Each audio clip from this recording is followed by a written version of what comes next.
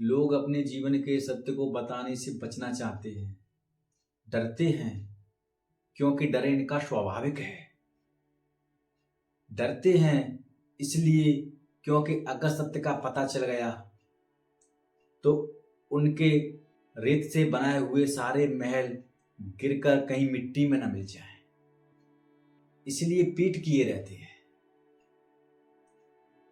कि अगर सत्य का पता चल गया तो कहीं उनके हाथ में दुख ही दुख ना रह जाए।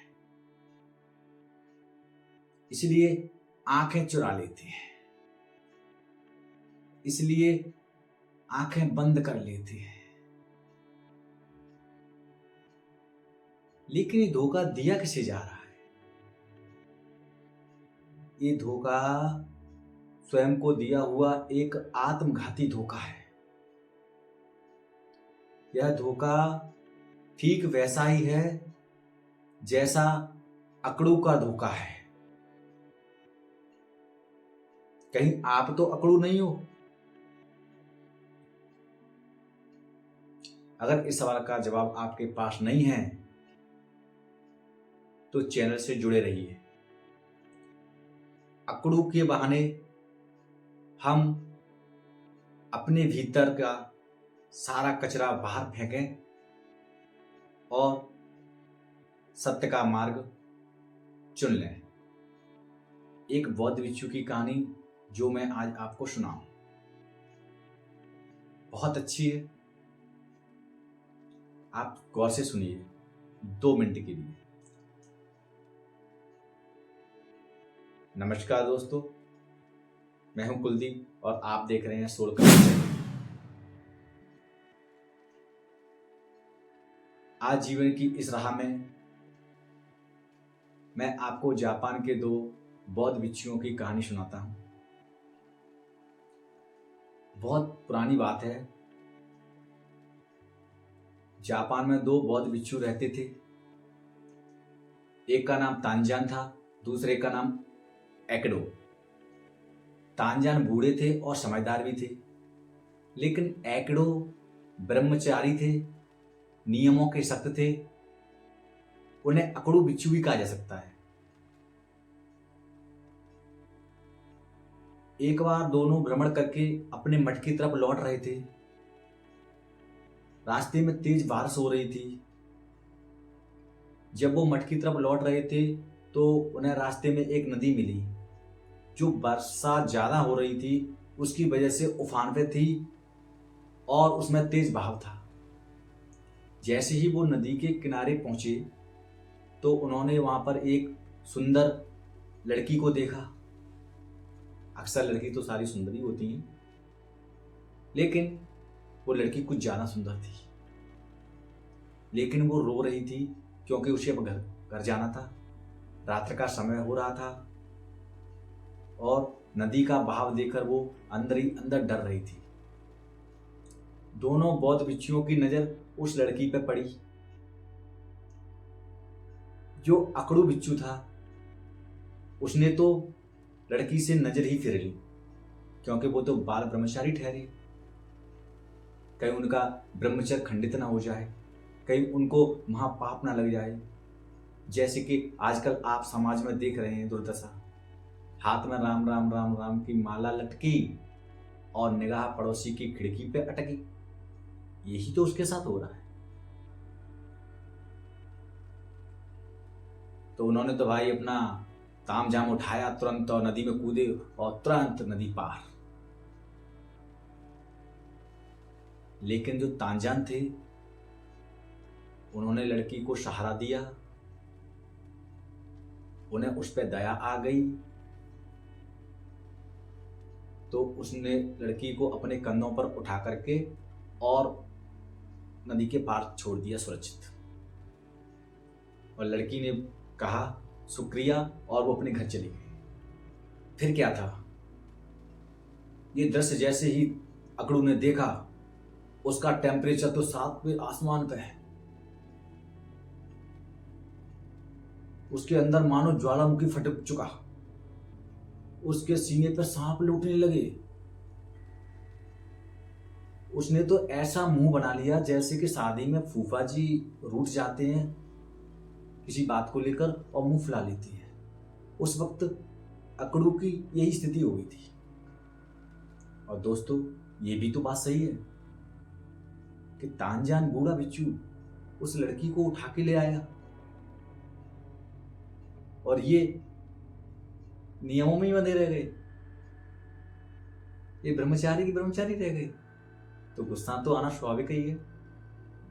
उस बात पे लेके गुस्सा नहीं आया उनको कि इन्होंने लड़की को उठा लिया, नदी पार कराई। उन्हें इस बात को लेकर बड़ी परेशानी हुई कि मैं नियमों में ही बंधा रहा और ये इसने क्या कर दिया। भला ये काम तो मेरा था, मुझे करना था, मैं जवान था। ऐसी सोच और मन ही मन में बुदबुदाता रहा और फिर वो मन ही में सोचता रहा कि अब मैं जाके अपने गुरु महाराज से बताऊंगा इसकी पूरी हरकत, इसने क्या क्या किया रास्ते में। इसने तो ब्रह्मचर्य खंडित कर दिया, इसने तो सत्यानाश कर दिया, इसने तो धर्म को खराब कर दिया। इस तरह की बातें उसने अपनी मन ही मन में सोची और अंदर से प्रसन्न भी हो रहा था। फिर गुरुजी से बहुत डांटे गए। दोस्तों, आप कमेंट में बताना, क्या आप होते इस जगह तो आप क्या करते? जैसे ही गुरुजी के पास वो पहुंचे, अब तो अकड़ू का गुस्सा फूट पड़ा। हाँ, बोले, गुरुजी, तांजा ने अनर्थ कर दिया। इसने एक लड़की को छुआ ही नहीं बल्कि उसको कंधे पर उठा करके नदी पार करा दी। ये तो इसने ब्रह्मचर्य को खंडित कर दिया। यह सुनकर के गुरुजी मुस्कुराए और तांजान की तरफ देखा। तांजान भी मुस्कुराया। फिर गुरुजी ने अकड़ू की तरफ देखा, आंखों में आंखें डाल के, और कहा, पुत्र, तांजान ने तो उस लड़की को नदी पार करा के उसी वक्त वहां छोड़ दिया और अब तो वो लड़की अपने घर भी पहुंच गई होगी। उसकी बात तो वहीं खत्म हो गई। लेकिन तुम तो उस लड़की को अपने मन के कंधों पर लाद कर यहां तक ले आए। तो दोस्तों, आजकल हमारी और हमारे समाज की दुर्दशा यही है। आजकल हम वर्षों पुरानी बातों को लेकर अपने मन के कंधों पर लेकर घूम रहे हैं। अगर वर्षों पहले किसी ने आपको धोखा दिया, उसको लेकर परेशान हो रहे हैं। वर्षों पहले किसी ने आपका झगड़ा हो गया, उस झगड़े को लेकर आप परेशान हो रहे हैं। वर्षों पहले कोई घटना घटी, उस घटना को आज भी आप अपने कंधों पर ढो रहे हैं। दोस्तों, ये कहानी कोई कहानी नहीं है, ये हमारी और आपके समाज की दुर्दशा है। अगर आपने इस कहानी से कुछ भी सीखा हो और थोड़ा गौर करना कि कहीं आप भी तो ऐसा अकड़ू जैसा नहीं कर रहे, कभी विचार करना कि ऐसी कौन सी जो चीज है, ऐसा कौन सा विचार है जिसे हम वर्षों से अपने कंधों पर लाद कर घूम रहे हैं। अगर उसका नाम आपको आ जाए तो उसे आज ही मुक्त कर दो और बिल्कुल रुई की तरह हल्के हो जाओ।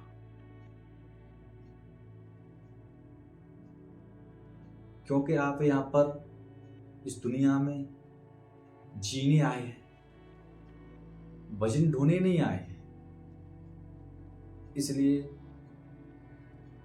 आपने मेरी बातों को सुना, मैं आपका आभारी हूं और आपको अंत में यही कहना चाहूँगा कि अगर वीडियो अच्छा लगा हो तो इसे अपने जीवन में ज़रूर लाएं।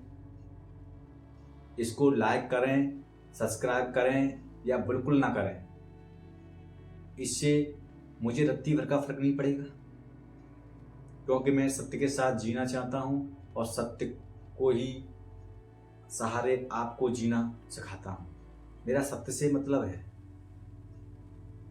इसलिए दोस्तों, मैं आपसे अनुग्रहित हूँ, मैं आपसे प्रसन्न हूँ।